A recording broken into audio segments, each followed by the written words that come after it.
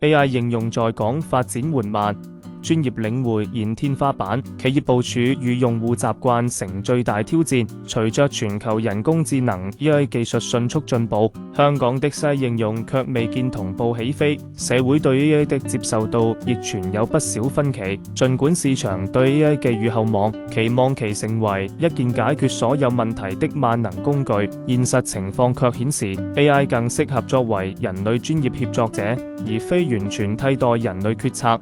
AI 並非萬能，協作角色日益突出。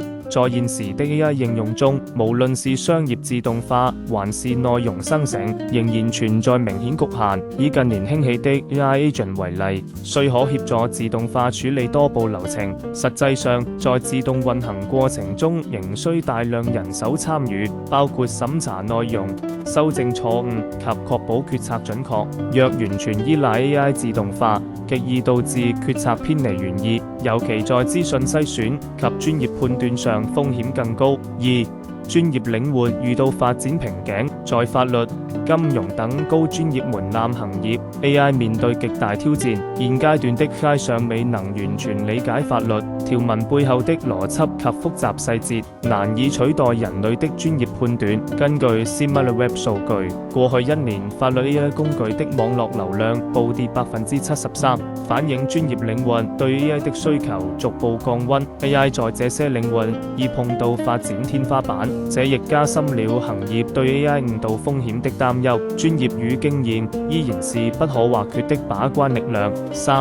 AI 助手角色於開發領域大幅成長，相對於專業服務領域，AI 在程式開發、編程協作等技術範疇表現突出。以 Cursor、Lovable 等 AI 協作平台為例，3個月內流量大幅增加75%，反映專業人士已將 AI 視為共同夥伴，而非僅僅輔助工具。這趨勢說明 AI 最有效的角色是在專業人士主導下作出協作，而非單獨自動運作。AI 產業爆紅後迅速降溫，平台面臨洗牌。然而 AI 產業平台亦出現爆紅降溫的倦怠曲線。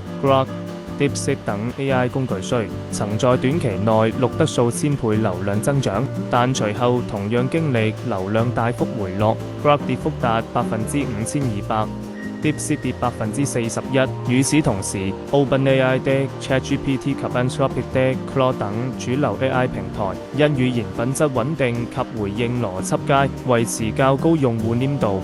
反觀 Writer、Jasper、Writer 等寫作 AI 平台流量全面下滑，用戶已傾向直接使用大型語言模型，自行優化 prompt， 省卻中介平台。AI 滲透平台經濟，改變用戶行為。AI 普及化已明顯改變用戶行為。自由工作平台如 Fiverr、Upwork 流量下跌近20%，教育平台如 Chat、Course Hero 更大跌超過60%。原因在於用戶已可直接透過 AI 即時獲取答案、內容或設計，無需依賴平台或第三方協助。AI 工具的擴張正在蠶食既有平台價值。企業部署 AI 成效取決於體驗與習慣。不少企業積極推動自家 AI 系統，但若系統設計、語感、邏輯及操作體驗與員工日常所用的主流 AI 工具，如 ChatGPT、Claude 落差太大，易出現員工唔好用、不信任、不想用的反彈，最終出現部署完成卻無人用的情況。這種與用戶習慣脫節的內部 AI 工具，除降低效率，更可能產生資安風險和管理漏洞。